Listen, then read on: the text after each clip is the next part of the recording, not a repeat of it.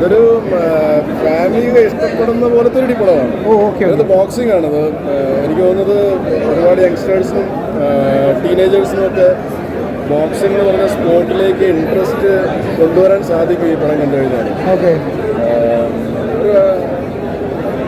എല്ലാ ഏജ് ഗ്രൂപ്പും ഒരേപോലെ ഇഷ്ടപ്പെടുന്ന ഒരു സിനിമയായിരിക്കും. സാധാരണ ഇപ്പോൾ ഒരു ആക്ഷൻ പടം എന്ന് പറയുമ്പോൾ യങ്സ്റ്റേഴ്സിനെയാണ് കൂടുതൽ ഇഷ്ടപ്പെടുത്തുന്നതെന്നൊക്കെ പറയാറുണ്ട്. പക്ഷേ ഇത് അങ്ങനത്തെ ഒരു സിനിമയല്ല. ഇതൊരു മിക്സ്ചർ ഓഫ് എല്ലാ ജോണറുമാണ്. ഓക്കെ, സാധാരണ അങ്ങനെ ബോക്സിംഗ് അങ്ങനെ മലയാള സിനിമയിൽ തിരഞ്ഞെടുക്കാറില്ല.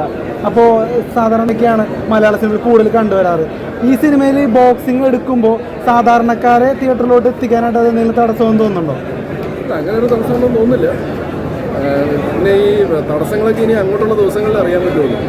എന്താണ് തടസ്സങ്ങൾ എന്നുള്ളത്, അല്ലെങ്കിൽ തടസ്സം ഉണ്ടെങ്കിൽ തന്നെ എന്താണ് തടസ്സങ്ങൾ ഉള്ളത്. അങ്ങനെ ഒരു തടസ്സമൊന്നും തോന്നുന്നില്ല. എല്ലാവർക്കും ഇഷ്ടപ്പെട്ടതാണ് പറഞ്ഞത്.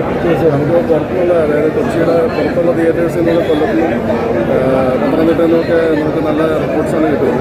അങ്ങനെ നമുക്ക് നോക്കാം. ഇപ്പം ഇന്ന് കഴിഞ്ഞ് നാളെയൊക്കെ ആകുമ്പോഴത്തേക്ക് ഒരു കറക്റ്റ് ഐഡിയ കിട്ടും നമുക്ക്. ഓക്കെ, ഒരു മാർക്കോ പോലുള്ള ഒരു വയലൻസ് പടമായിട്ട് പ്രൊമോട്ട് ചെയ്യുമോ അതോ ഒരു ഫാമിലിക്ക് കാണാൻ പറ്റിയ ഒരു പടമാണോ? ഫാമിലിക്ക് കാണാൻ പറ്റിയ പടമാണ്. എല്ലാവരും കാണാൻ പറ്റിയ പടമാണ്. ഇടി മാത്രമല്ല അല്ലേ?